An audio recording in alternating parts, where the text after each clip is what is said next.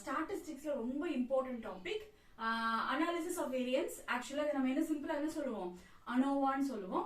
அனோவால நமக்கு one way classification இருக்கு, 2 வே classification இருக்கு, அதுக்கப்புறம் டிசைன்ஸ் ஆஃப் எக்ஸ்பெரிமெண்ட்ஸ் இருக்கு. அதெல்லாம் நம்ம அப்படியே ப்ரொசீட் பண்ணிட்டு போகலாம். சோ இனிஷியலா நம்ம என்ன பார்க்க போறோம் அப்படின்னா one way classification, simple form of ANOVA table. அப்போ இது நம்ம ஏன் நம்ம இப்ப பார்க்கணும், அனோவா ஏன் நம்ம முன்னாடியே பார்க்கலன்னா it's just a continuation of comparison of variance. Comparison of வேரியன்ஸ்க்கு நம்ம என்ன பார்த்திருக்கோம், எஃப் டெஸ்ட் பார்த்திருக்கோம். சோ அதே எஃப் டெஸ்ட் தான் திரும்ப நம்ம என்ன பண்ண போறோம், அதே தான் கண்டினியூ பண்ண போறோம். அப்போ எஃப் டெஸ்டே போதும் இல்ல, எதுக்காக நம்ம அனோவா போடணும்? அனாலிசிஸ் ஆஃப் வேரியன்ஸ் தனியா ஒரு டாபிக் எடுத்து நம்ம டிஸ்கஸ் பண்ண வேண்டிய அவசியம் என்ன அப்படின்னா, எஃப் டெஸ்ட்ல நம்ம 2 சாம்பிள் கம்பேர் பண்ணலாம். நமக்கு ஒரே ஆப்ஷன் எஃப் டெஸ்ட்ல என்னதான் பண்ண முடியும், சாம்பிள் 1 சாம்பிள் 2, 2 டெஸ்ட் தான், 2 சாம்பிள்ஸ் தான் நீங்க கம்பேர் பண்ண முடியும். அப்ப நமக்கு மோர் தென் 2 சாம்பிள்ஸ் இருக்கு, 3 சாம்பிள் 4 சாம்பிள் 5 சாம்பிள் கொடுத்திருக்காங்க அப்படின்னா அப்ப அதோட கம்பேரிசனை நம்ம எப்படி கொண்டு வர்றது? அத்தனை சாம்பிள்ஸுக்கும் நம்ம இண்டிவிஜுவலா வேரியன்ஸ் எடுத்து எந்த 2 சாம்பிளை நீங்க எப்படி கம்பேர் பண்ணுவீங்க? அப்ப அந்த ஃபுல் சாம்பிளையும் எப்படி நம்ம 2 கம்பேரிசனா எப்படி நம்ம வேரியன்ஸ் 1 டிவைடட் பை வேரியன்ஸ் 2 சொல்லி நம்ம s1 square by s2 square எப்படி கம்பேர் பண்ணுவோமோ அந்த கம்பேரிசனுக்கு எப்படி கொண்டு வந்திருக்காங்கன்னா அதுதான் நமக்கு இங்க one way classification simple formula இப்ப நம்ம பார்க்க போறோம். நிறைய ஃபார்முலாஸ் வந்து ஒவ்வொரு புக்ல ஒவ்வொரு மாதிரி ஃபார்முலாஸ் போட்டிருப்பாங்க. நீங்க வந்து இப்ப நம்ம எது நமக்கு ஈஸியா இருக்கும், நம்மளால ஈஸியா ஞாபகம் வச்சுக்க கூடிய விஷயம் என்னன்றத வச்சுட்டு நம்ம அந்த செட் ஆஃப் ஃபார்முலாஸ் அப்படியே நம்ம யூஸ் பண்ண போறோம். அவ்வளவுதான். இதுதான் போடணும், இதுதான் கரெக்ட் அப்படி இல்ல, நீங்க எப்படி போட்டாலும் உங்களுக்கு ஆன்சர் வந்துடும். பட் ரெண்டுக்குமே ஒரு இன்டர் ரிலேஷன் இருக்கு, லிங்க் இருக்கு. அது என்னன்றதை நம்ம பாத்துக்கலாம். நான் இப்ப எதுல என்ன டிராபேக், எது எப்படி ஈஸியா இருக்குன்னு நான் சொல்றேன். அப்ப நீங்க வந்து உங்களோட சாய்ஸ் என்னன்றதை நீங்க சூஸ் பண்ணிக்கலாம். அவ்வளவுதான். ஓகே, இப்ப இதுல வந்து நமக்கு இம்பார்ட்டண்டா நமக்கு வேணும் என்ன வேணும் அப்படின்னா நமக்கு இந்த 4 குவான்டிட்டி வேணும். SSC, MSC, SSE, MSC. Sum of squares among the sum of squares among the samples, SSC, among the samples. இதே மாதிரி MSC அப்படின்னா mean square among the samples. samples குள்ள நம்ம பார்க்க போறது வந்து SSC, MSC. actually SSC மட்டும் நீங்க தெரிஞ்சிட்டா போதும். MSC mean square ஆட்டோமேட்டிக்கா என்ன பண்ணலாம், divided by different degrees of freedom வச்சுக்கிட்டு நம்ம போட்டுடலாம். சோ இது வந்து ஸ்டாண்டர்ட் ஃபார்முலா. அப்ப ஆக்சுவலா இன்னும் சிம்பிளா சொல்லணும் அப்படின்னா உங்களுக்கு 4 குவான்டிட்டி வேணும். SSC, SSE இந்த 2 குவான்டிட்டி மட்டும் உங்களுக்கு நீங்க கால்குலேட் பண்ணிட்டீங்கன்னா அதுக்கு தான் உங்களுக்கு டிஃபரெண்ட் ஃபார்முலாஸ் கொடுக்குறாங்க. ஒரு ஃபர்ஸ்ட் கேட்டகரி வேற மாதிரி இருக்கு, செகண்ட் கேட்டகரி வேற மாதிரி இருக்கு. அதுல நீங்க உங்களோட ஆப்ஷன் சூஸ் பண்ணிட்டீங்கன்னா ஆட்டோமேட்டிக்கா எம்எஸ்சி, எம்எஸ்இக்கு நம்ம ஈஸியா கால்குலேட் பண்ணிடலாம். இந்த 4 குவான்டிட்டி இருந்தா நீங்க ப்ராப்ளம் போட்டு முடிச்சிடலாம். அவ்வளவுதான். டைரக்டா நீங்க எஃப் டெஸ்ட்க்கு போய்க்கலாம். மத்தபடி உங்களுக்கு அதே தான். இப்போ இதுல வந்து உங்களுக்கு என்னன்னா நமக்கு நல் ஹைபோதசிஸ் என்னவா இருக்கணும் அப்படின்னா as usual there is no significant difference among the means of this given samples. எவ்வளவு சாம்பிள் கொடுத்திருக்காங்க அதுல different significant difference இல்ல, எல்லாமே சேமா இருக்கு. they are belongs to the same population. they belongs to the same population நீங்க நினைச்சு அப்படின்னு சொல்லிட்டு நம்ம நல்ல ஹைபோதசிஸ் கொடுக்கலாம். யூசுவலா நம்ம 2 சாம்பிளுக்கு கொடுப்போம். இப்போ நம்ம அனோவா டேபிள்ல எவ்வளவு நம்பர் ஆஃப் சாம்பிள் கொடுக்குறாங்களோ அவ்வளவு நம்பர் ஆஃப் சாம்பிளுக்கு நம்ம ரிசல்ட் கொடுக்க போறோம். அவ்வளவுதான் டிஃபரன்ஸ். அப்போ SSC, SSE இதுல நமக்கு என்ன ஃபார்முலா, இது SSC னா among the samples. among the samples னா sigma nj. இப்போ ஆக்சுவலா இந்த njன்றது நம்ம எந்த சாம்பிள் பாக்குறோமோ அந்த பர்టిక్యులர் சாம்பிளோட corresponding value nj total value. xj bar minus x double bar. இங்க xj பார் அப்படின்றது இண்டிவிஜுவல் அந்த collection. For example first sample கொடுக்கறாங்க அப்படின்னா ஃபர்ஸ்ட் சாம்பிளோட ஆவரேஜ் தான் உங்களுக்கு என்னது xj பார். அப்போ செகண்ட் சாம்பிள்னா x2 பார், x3 பார்னா தேர்ட் சாம்பிளோட ஆவரேஜ். அப்போ ஒவ்வொரு சாம்பிள் வைஸ் ஆவரேஜ் வந்து உங்களுக்கு பார் இருக்குது. அப்போ x டபுள் பார் அப்படின்னா என்னவா இருக்குன்னா ஓவராலா உங்களுக்கு ஃபுல் சாம்பிள் எடுத்துக்கிறீங்க. அந்த ஃபுல் சாம்பிள்ல இருந்து நீங்க ஆவரேஜ் என்னன்னு சொல்ல போறீங்க. அப்ப மொத்தமா உங்களுக்கு டோட்டலா எவ்வளவு சாம்பிள் இருக்கு அதோட ஆவரேஜ் என்னன்றத கலெக்ஷன். அப்போ ஒரு ப்ராப்ளம்க்கு உங்களுக்கு எக்ஸ் டபுள் பார் ஒரே ஒரு வேல்யூ தான் வரப்போகுது. அப்ப அது வந்து உங்களுக்கு எக்ஸ் டபுள் பார். அப்ப இப்படி நீங்க sample sum square among the samples எடுத்துட்டீங்கன்னா அதோட ஃபார்முலா இப்படி ஃபார்ம் பண்ணிருக்காங்க. அப்ப SSE அப்படின்னா sum square within the sample. அப்ப அந்தந்த இண்டிவிஜுவல் சாம்பிள்ஸ் கூட நீங்க டீல் பண்ண வேண்டியிருக்கும். அப்ப நீங்க ஒவ்வொரு சாம்பிளும் என்ன பண்றீங்களோ அது டோட்டலா என்ன பண்றீங்க sigma is equal to 1 to n பண்ணிக்கிறீங்க. அவ்வளவுதான். ஃபைனலா நீங்க அதெல்லாத்தையும் ஆட் பண்ணி சொல்ல போறீங்க. அப்ப எதை ஆட் பண்ணணும், ஒவ்வொரு செட் சாம்பிளையும் இண்டிவிஜுவலா எடுத்துக்கோங்க. xi மைனஸ் xi பார். அப்ப அந்த சாம்பிளோட அந்த எந்த சாம்பிள் எடுத்துக்கிறீங்களோ அந்த சாம்பிளோட ஆவரேஜ் அதுல இருந்து நீங்க சப்ட்ராக்ட் பண்ணி எடுத்துக்கிறீங்க. ஓகே, இப்போ ஃபார்முலாவா ஞாபகம் வச்சுக்கலாம். So among the sample within the sample, இது ஃபார்முலாவா ஞாபகம் வச்சுக்கோங்க. அந்த ஃபார்முலாவுக்கு என்ன வேணுமோ நம்ம எப்படி டேபிள் டிரா பண்றதுன்னு நமக்கு தெரியும். அந்த டேபிளை நீங்க எக்ஸ்டெண்ட் பண்ணி டிரா பண்ணிக்கிறீங்க. அப்போ xi minus xi bar the whole square னு ஒரு காலம் இருக்கணும். அந்த காலமோட டோட்டல் வேல்யூ தான் உங்களுக்கு என்னது வேணும், இந்த காலமோட டோட்டல் வேல்யூ. அப்போ இப்போ உங்களுக்கு ஒவ்வொரு பேட்சுக்கும் ஒவ்வொரு செட்டுக்கும் ஒரு சிக்மா கிடைக்கும். எல்லாத்தையும் ஆட் பண்ணீங்கன்னா SSE கிடைச்சிரும். அப்ப SSE among the sample within the sample இத கால்குலேட் பண்ணிட்டீங்கன்னா அதுக்கப்புறம் உங்களுக்கு MSE கால்குலேட் பண்றது ஈஸியா இருக்கும். MSE எப்படி போடுவீங்க? SSE divided by degrees of freedom. இங்கேயும் degrees of freedom தான் இருக்கு. அப்போ ஒவ்வொரு வேல்யூ நீங்க divided by its degrees of freedom அப்படின்னா உங்களுக்கு mean square among the sample, mean square within the samples கிடைச்சிருது. எப்படி கிடைக்கும்? அப்ப degrees of freedom same number, ஆனா இல்ல வேற நம்பர். எப்படி வேற நம்பர்? அப்போ among the sample அப்படின்னா நீங்க என்ன கால்குலேட் பண்ணணும்? number of samples என்ன? k is nothing but number of samples. 3 samples compare பண்ண போறீங்களா, 4 samples கம்பேர் பண்ண போறீங்களா, எத்தனை செட் ஆஃப் டேட்டாவை நீங்க கம்பேர் பண்ண போறீங்க, அது உங்களுக்கு k. அப்போ k minus 1 will be the degrees of freedom for this particular formula. அப்போ MSE என்னவா இருக்கும்? SSE ல that is within the sample. அப்போ ஒவ்வொரு சாம்பிளும் நீங்க டோட்டலா எவ்வளவு நம்பர் ஆஃப் சாம்பிள் இருக்கு அப்படின்னா ஒரு டோட்டல் நம்பர் ஆஃப் சாம்பிள்ஸ் டோட்டலா எவ்வளவு இருக்குன்றது கேபிட்டல் N இருக்குமா, அந்த capital N minus number of samples. அப்ப எத்தனை செட் ஆஃப் சாம்பிள்ஸ் வச்சிருக்கீங்களோ அதை சப்ட்ராக்ட் பண்ணி ஆகணும் n minus k. அப்ப இதெல்லாம் நீங்க ஃபார்முலாவை ஞாபகம் வச்சுக்கணும். சோ இப்ப நமக்கு இந்த பேட்டர்ன்ல ப்ராப்ளம் போறது டிசைட் பண்ணிட்டீங்க அப்படின்னா நீங்க 4 ஃபார்முலாவை ஞாபகம் வச்சுக்கணும். ஓகே, அப்ப எனிவே ஐடியா என்ன? SSE இது ரெண்டும் கால்குலேட் பண்ணிட்டா நமக்கு மத்த ரெண்டு ஃபார்முலாவும் ஃபிக்ஸட் ஃபார்முலா தான். அப்ப இந்த SSEக்கு வேற ஃபார்முலா இருக்கு, அதுக்கு வேற செட் ஆஃப் ஃபார்முலா இருக்கு. அப்ப நீங்க இந்த செட்டை ஞாபகம் வச்சுக்க போறீங்களா, இந்த செட்டை மெமரைஸ் பண்ண போறீங்களாங்கிறது உங்களோட சாய்ஸ். ஓகே, அப்ப SSEக்கு வேற ஃபார்முலா என்ன அப்படின்னா ஃபர்ஸ்ட் நமக்கு இந்த செட் ஆஃப் செகண்ட் கேட்டகரி நான் சொல்லிடுறேன். CF னா நமக்கு கரெக்டிங் ஃபேக்டர். இந்த கரெக்ஷன் ஃபேக்டருக்கு என்ன ஃபார்முலா? Sigma x1. அப்ப எத்தனை டேட்டா கொடுத்திருக்காங்களோ அந்த டேட்டாவை நீங்க டோட்டல் பண்ணிக்கிறீங்க divided by n. Divided by n is number of data, மொத்தமா எவ்வளவு இருக்குன்ற அந்த total count. That is equal to t. So இத வந்து என்ன பண்றோம்? இண்டிவிஜுவலா நம்ம t and the total value the whole square divided by n. So t square divided by n தான் correcting factor. அந்த correction factor நீங்க ஃபார்முலாவோட ஒவ்வொரு டைம் யூஸ் பண்ற மாதிரி இருக்கும். நெக்ஸ்ட் TSS னா ஆக்சுவலா நீங்க TSS கால்குலேட் பண்ணல, பட் இந்த செகண்ட் ஃபார்முலாவை நீங்க எக்ஸ்ட்ராவா நீங்க என்ன ஞாபகம் வச்சுக்கணும்னா CF உம் TSS உம் வேணும். கரெக்டிங் ஃபேக்டரும் total sum square value TSS value வேணும். இது ரெண்டு இருந்தாதான் மத்த நீங்க SSEக்கு போக முடியும். நமக்கு என்ன ஃபார்முலா வேணும்னு சொல்லிருக்கோம்? SSE வேணும்னு சொல்லிருக்கோம். இது ரெண்டுக்கும் கண்டிப்பா நமக்கு CF TSS வேணும். ஃபார்முலாவா பார்க்கும்போது தான் பெரிய வேல்யூ, பட் ப்ராப்ளம் போடும்போது ஜஸ்ட் ஒரு சமேஷன் ஸ்கொயர் சமேஷன் அவ்வளவுதான், ரொம்ப சிம்பிள். பட் அந்த ஃபார்முலாவை நீங்க கரெக்டா மிஸ்டேக் இல்லாம ஞாபகம் வச்சுக்கிறீங்களா, அங்கதான் நம்மளுடைய சேலஞ்ச் இருக்கு. அப்ப SSEக்கு என்ன பண்றோம்னா sigma x1 the whole square divided by n1 அந்த particular sample plus sigma x2 the whole square divided by n. So total value sum of the data, sum of the values in that particular sample. அந்த சாம்பிள்ல மொத்தமா இருக்கிற values எல்லாம் add பண்ணிக்கிறீங்க, whole square பண்ணிக்கிறீங்க divided by number of value. அப்போ இதே மாதிரி நீங்க வேல்யூஸ் எல்லாம் போட்டீங்க minus t square divided by n. t square divided by n என்ன? Correction factor. So correction factor நீங்க சப்ட்ராக்ட் பண்ணனும். அதே மாதிரி TSS பாருங்க, TSS கால்குலேட் பண்றப்ப என்ன வருது? Sigma x1 square plus sigma x2 square plus sigma x3 square. ஆக்சுவலா இதெல்லாம் நம்ம கால்குலேட் பண்ணி வச்சிருப்போம் நம்ம டேபிள். அந்த டேபிள்ல இருந்து அப்படியே எடுத்து போட்டுக்கோங்க. மைனஸ் CF தான் நீங்க முதல்ல போடணும். அந்த CF கிடைச்சதுக்கு அப்புறம் TSS, திரும்ப நம்ம SSEக்கு பாருங்க TSS மைனஸ் SSE. இந்த SSE கால்குலேட் பண்ணதுக்கு அப்புறம் தான் நம்ம அடுத்து என்ன பண்ணணும்? SSEக்கு போகணும். SSEக்கான ஃபார்முலா என்ன? TSS minus SSE. சோ இந்த ரெண்டு ஃபார்முலாவை நீங்க ஃபார்முலால ஏற்கனவே போட்டு இவாலுவேட் பண்ணி வச்சிருப்பீங்க, அந்த வேல்யூஸை போட்டு சப்ட்ராக்ட் பண்ணிக்கோங்க. அப்ப உங்களுக்கு ஆட்டோமேட்டிக்கா உங்களுக்கு SSE கிடைச்சிரும். SSE இது ரெண்டு கிடைச்சதுக்கு அப்புறம் நம்ம ரெகுலர் ஃபார்முலா என்ன?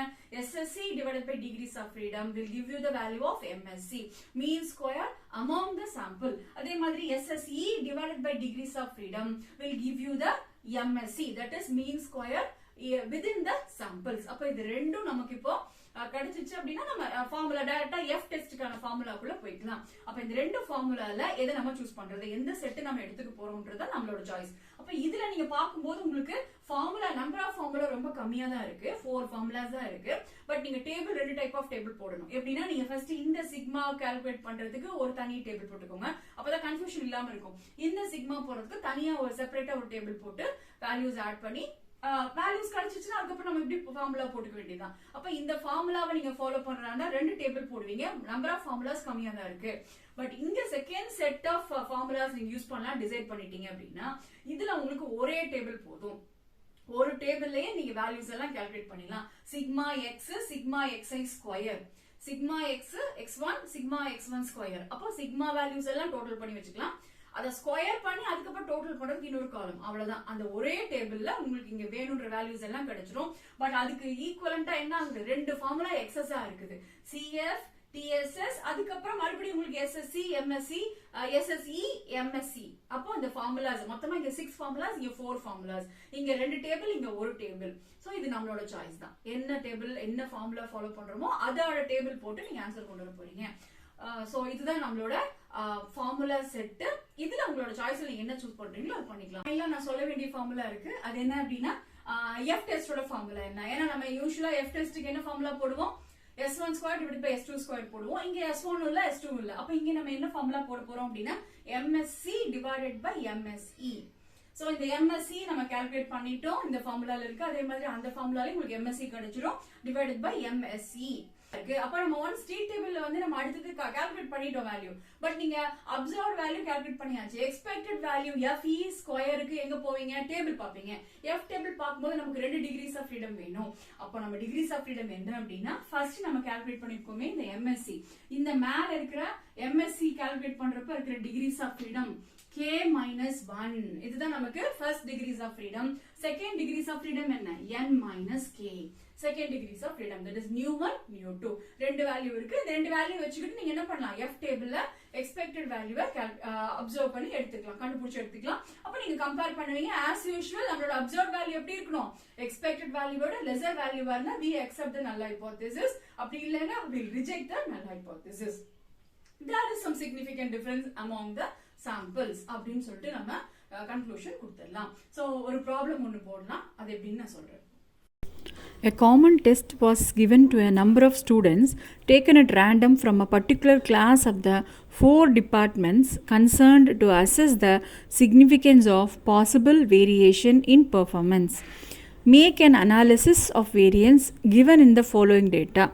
Departments C, M, E, I. C for civil, M for mechanical department, E for ECE, I for IT department.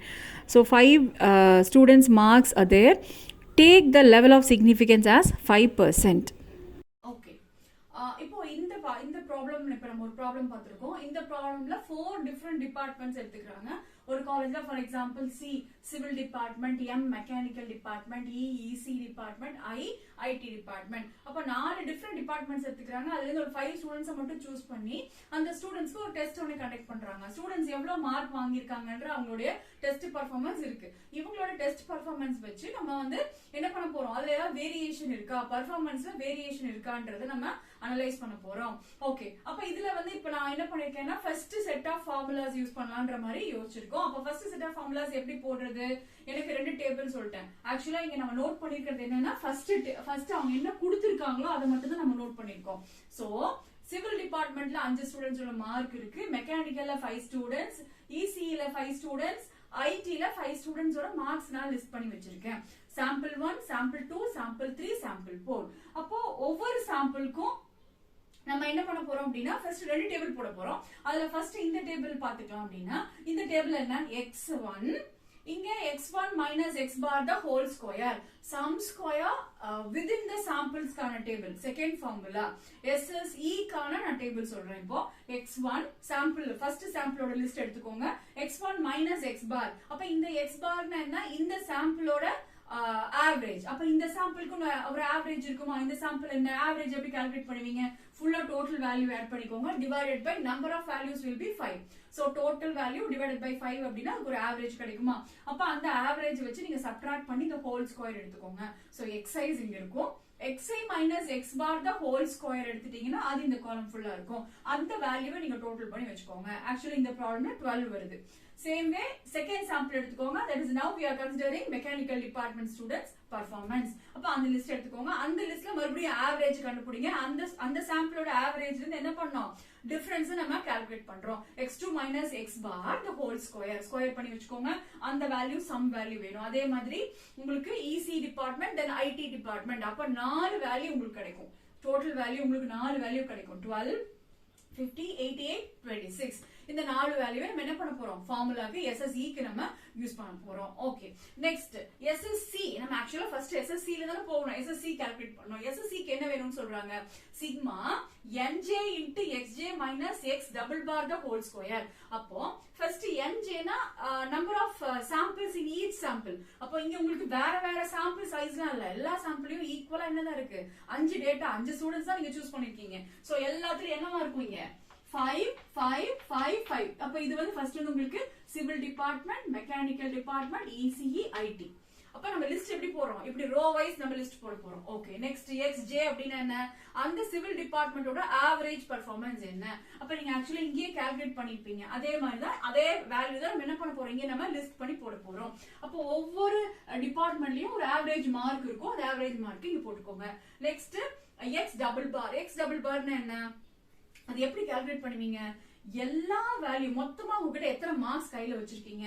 5 plus 5 plus 5 plus 5 20 marks இருக்கு. அந்த 20 மார்க்ஸோட ஆவரேஜ் என்ன? Total marks divided by number of students. அப்ப மொத்தமா உங்ககிட்ட எத்தனை ஸ்டூடண்ட்ஸோட marks வச்சிருக்கீங்க? 5 plus 5 plus 5 plus 5 20. So இந்த 20 மார்க்ஸோட சம் டிவைடட் பை 20 அதுதான் எப்படி இருக்கும்? இந்த டேட்டா மொத்தமா உங்ககிட்ட இருக்க 20 பேரோட டேட்டாவோட average. That is your x double bar. அப்ப x double bar வேல்யூ இருக்கு. அந்த வேல்யூஸ் நீங்க லிஸ்ட் அவுட் பண்ணிக்கோங்க. பட் எல்லாத்துக்குமே உங்களுக்கு x double bar என்னதான் இருக்கும்? நீங்க ஒரு வேல்யூ தான் கடைசியா கிடைச்சிருக்கு. அந்த வேல்யூ தான் நம்ம இங்க போடுற மாதிரி இருக்கும். So that will be common for all the rows. எல்லா டிபார்ட்மெண்ட்டுக்கும் மொத்தமா இருக்கிற ஆவரேஜ் வந்து இதுதான். ஓகே அதுக்கப்புறம் மறுபடியும் கடைசியா நமக்கு என்ன வேணும்? nj into xj minus x double bar the whole square. nj இருக்கு, xj இருக்கு, x double bar இருக்கு. இப்ப எல்லா வேல்யூஸும் நீங்க அதேபடி போட்டு சப்ட்ராக்ட் பண்ணி ஸ்கொயர் பண்ணி வச்சுக்கோங்க. Into multiplied by nj. அப்ப இந்த காலமோட டோட்டல் தான் எப்படி இருக்கும்? Sigma nj into xj minus x double bar the whole square. அந்த டோட்டல் வேல்யூ எனக்கு வேணும். அதுதான் நம்ம இங்க யூஸ் பண்ண போறோம். SSC க்கு நம்ம யூஸ் பண்ண போறோம். சோ SSC க்கு ஒரு தனி டேபிள், SSE க்கு ஒரு தனி டேபிள் போட்டு கால்குலேட் பண்ணியாச்சு. அதுக்கப்புறம் நீங்க ஃபார்முலாக்குள்ள போறப்போ நமக்கு அது ஈஸியா இருக்கும். அப்போ நம்ம ஒன்ஸ் நம்ம டேபிள் எல்லாம் போட்டாச்சு, வேல்யூஸ் எல்லாம் கிடைச்சாச்சு அப்படின்னா நம்ம என்ன பண்ணலாம்? ஃபார்முலால கொண்டு வந்து சப்ஸ்டிட்யூட் பண்ணலாம். அப்போ உங்களுக்கு ஆக்சுவலா SSC க்கு என்ன formula? Sigma nj into xj bar minus x double bar the whole square. ஆக்சுவலா இந்த வேல்யூ நம்ம கிட்ட இருக்கு. அந்த கடைசி காலமோட டோட்டல் வேல்யூ தான் நமக்கு என்னது? இந்த காலம். கடைசி காலமோட டோட்டல் வேல்யூ என்னவா இருக்கு அப்படின்னா 50. அப்ப அந்த வேல்யூ அப்படியே வச்சுக்கோங்க. MSc equal to SSC divided by degrees of freedom that is equal to 50 divided by இங்க நமக்கு MSc ஓட degrees of freedom என்ன? number of samples minus 1. இங்க நீங்க எத்தனை சாம்பிள் எடுத்துக்கிறீங்க? எத்தனை டிபார்ட்மெண்ட் எடுத்துக்கிறீங்க? 4 departments. So 4 minus 1 will give you 3. So 50 divided by 3 that is equal to 16.67. Okay. So MSc value இருக்கு. Next sum square within the sample that is equal to அப்ப இது என்ன அப்படினா sum square நம்ம ஏற்கனவே கால்குலேட் பண்ணி வச்சிருக்கோம். என்ன வேல்யூ இது? Sigma xi minus x bar the whole square. அப்போ ஒவ்வொரு சாம்பிளுக்கும் நம்ம அந்த வேல்யூ கால்குலேட் பண்ணிருக்கோம். அது எல்லாத்தையும் ஆட் பண்ணிக்கோங்க. that is equal to 176. So நம்ம செகண்ட் போட்ட டேபிள்ல இருக்கிற கடைசி ஒவ்வொரு டோட்டல் வேல்யூ எடுத்து தனியா எடுத்து நீங்க ஆட் பண்ணிக்கிறீங்க. அந்த டேபிள் ஆட் பண்ண போறது இல்ல, அது இங்க தான் ஆட் பண்ணிக்கிறோம். that is equal to 176. So MSc equal to SSC divided by degrees of freedom. இப்ப இந்த value 176 divided by second degrees of freedom எப்படி நமக்கு கிடைக்க போகுது? total number of data. மொத்தமா உங்ககிட்ட எவ்வளவு டேட்டா இருக்கு? 20 ஸ்டூடண்ட்ஸோட டேட்டா இருக்கு. So n minus k. What is k? Number of samples. எத்தனை சாம்பிள் எடுத்திருக்கீங்க? எத்தனை டிபார்ட்மெண்ட் எடுத்திருக்கீங்க? 4. So 20 minus 4 that is equal to what? 16. So therefore 176 divided by 16 that is equal to 11. அப்ப நம்மகிட்ட இப்போ MSc இருக்கு, MSE இருக்கு, ரெண்டு வேல்யூ இருக்கு. எப்படியே எடுத்துட்டு போங்க. F test போங்க. F test ஓட ஃபார்முலா என்ன? MSc divided by SSC that is 16.67 divided by 11 that is equal to 1.515 இருக்கு. ஓகே சோ நமக்கு இப்போ that is observed value f naught square value கிடைச்சிச்சு. நெக்ஸ்ட் நீங்க அது எக்ஸ்பெக்டட் வேல்யூ என்னன்றத டேபிள்ல ரெஃபர் பண்ணுங்க. டேபிள்ல எனக்கு டிகிரிஸ் ஆஃப் ஃப்ரீடம் மட்டும் இருந்தா போதும், நம்ம ரெஃபர் பண்ணிடலாம். So first degrees of freedom 3, second degrees of freedom என்ன 16. சோ 3,16 க்கு நீங்க டேபிள்ல ரெஃபர் பண்ணி பாருங்க. என்ன வேல்யூ இருக்கு 3.24 இருக்கு. சோ நம்மளோட அப்சர்வ்ட் வேல்யூ எக்ஸ்பெக்டட் வேல்யூவை விட லெஸரா இருக்கு. So now I can say that these samples could have taken from the same population எடுத்திருக்கலாம்.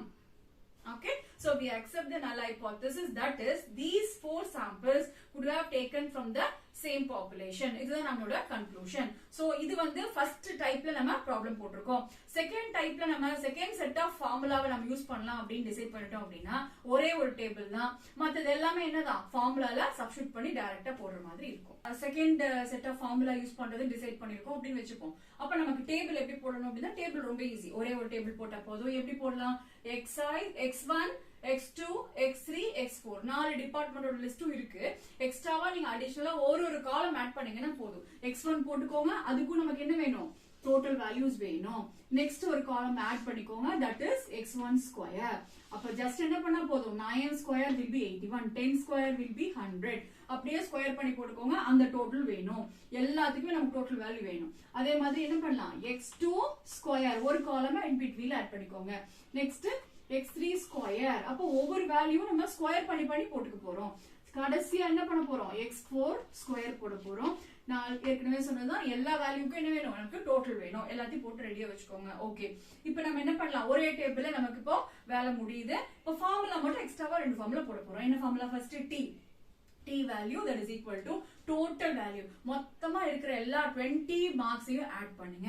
that is 240. full total sum of the values, not sum of the values, not the sample, sum of the values, that is equal to 240. மொத்தமா எவ்வளவு mark இருக்கு, 240 marks இருக்கு.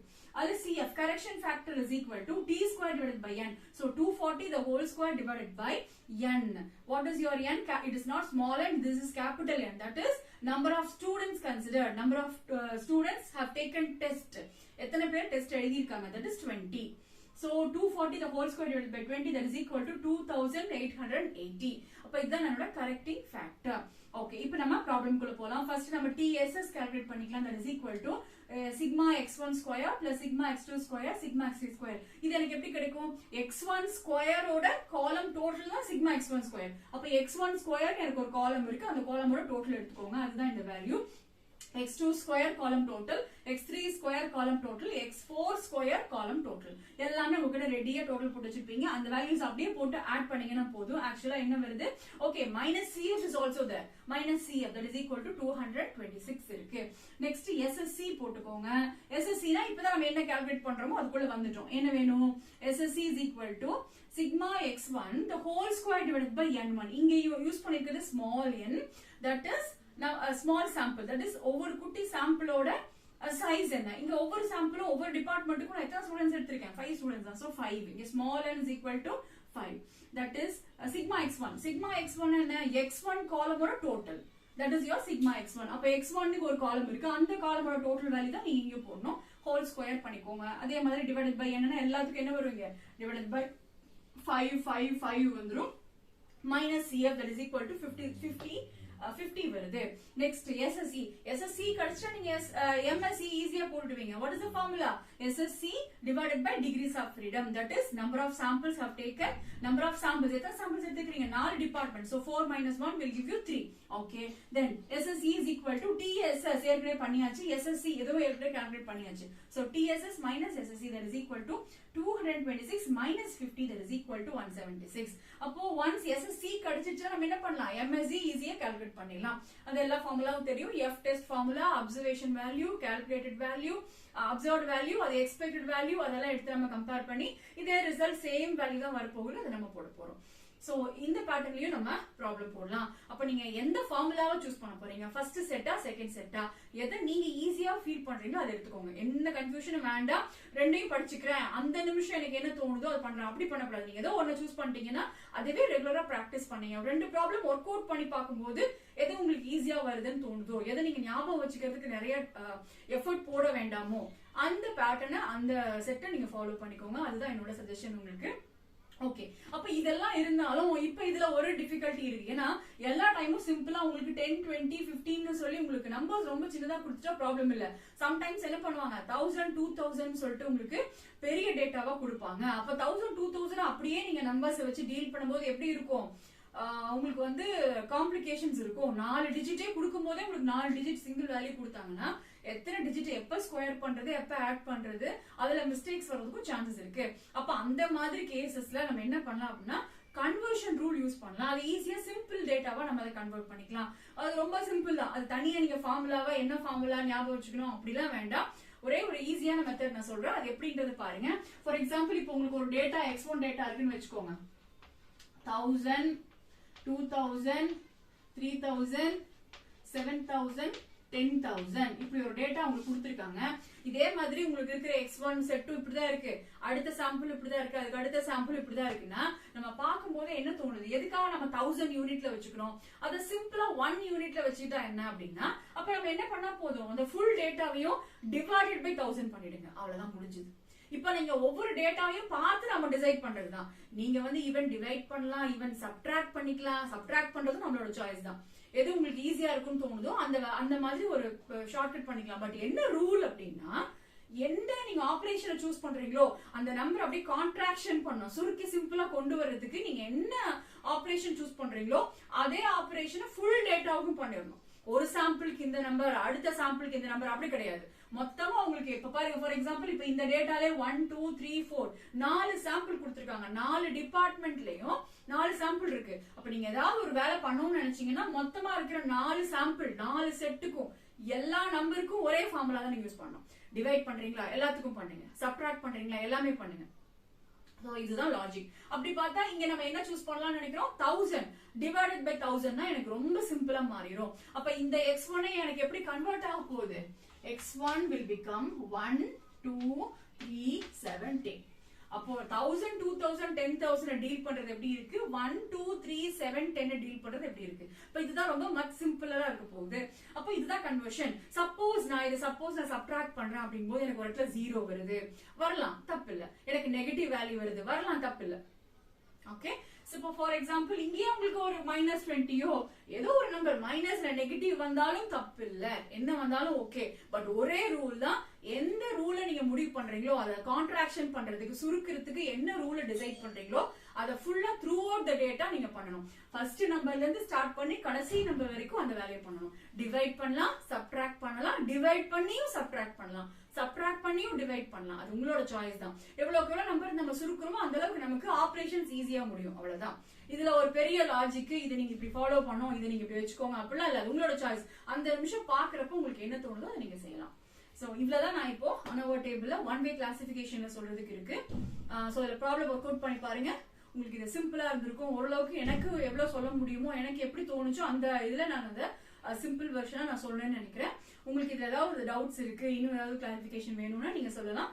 கமெண்ட்ல வந்து உங்களுடைய doubts கேளுங்க, என்னால எவ்வளவு முடியுமோ அவ்வளவு நான் அதை கிளாரிஃபை பண்றேன். நன்றி, வணக்கம்.